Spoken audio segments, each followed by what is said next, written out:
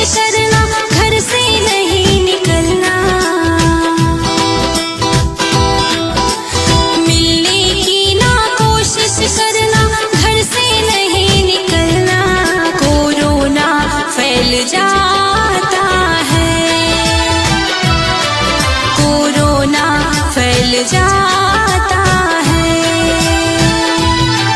Corona फैल जाता है,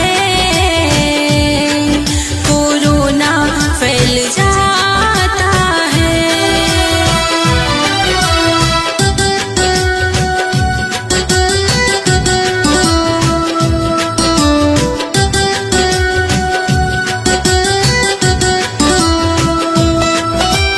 हमको पता है अपनों की तुम्हें याद बहुत आएगी।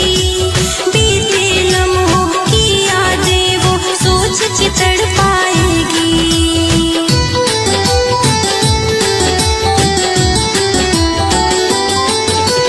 हमको पता है अपनों की तुम्हें याद बहुत आएगी। बीते लम्हों की यादें वो सोच के तड़पाएगी।